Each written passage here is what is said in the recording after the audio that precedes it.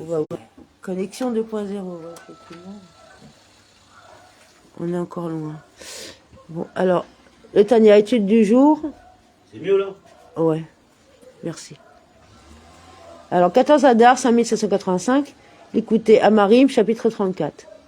Le chapitre 33 a traité de la joie du cœur qui, à certains moments, doit épurer l'âme et illuminer.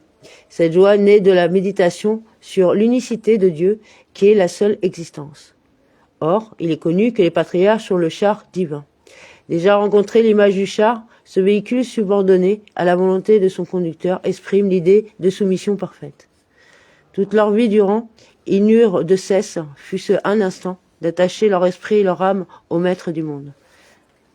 Avec cette soumission précédemment décrite à son unité, en d'autres termes, les patriarches ayant à chaque instant la pleine conscience de son unité, ils n'avaient pas de personnalité propre devant Dieu. C'est cette soumission qui a été illustrée au chapitre 23 par l'image d'un char. Et après eux, tous les prophètes, chacun selon le rang de son âme et de sa compréhension. La soumission de chacun dépendait du rang de son âme dans les hauteurs célestes et de sa perception. Et le rang de Moïse, notre maître, puisse-t-il reposer en paix, amen, est celui qui les surpasse à tous. Nos sages dirent de lui, la Shérina, la présence divine, parlait à travers la gorge de Moïse.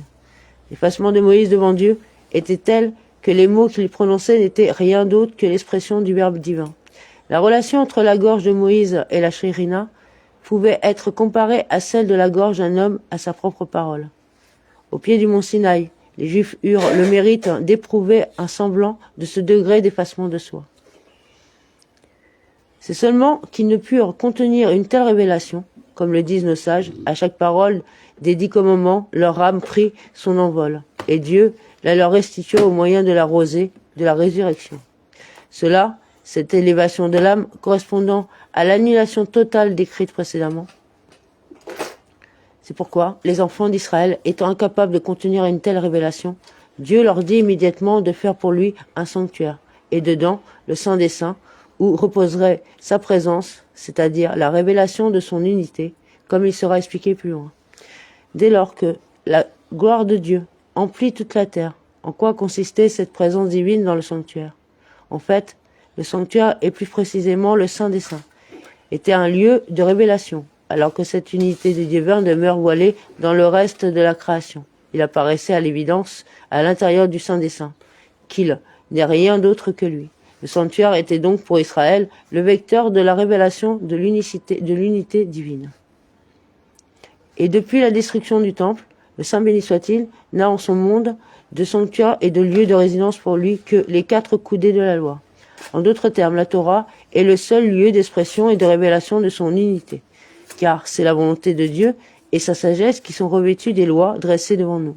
La loi tranchée est l'expression de la volonté divine, et les principes qui la sous-entendent, l'expression de sa sagesse. La volonté et la sagesse divine ne faisaient qu'un avec lui-même, comme expliqué au chapitre 2. L'unité de Dieu est donc révélée absolument dans la Torah.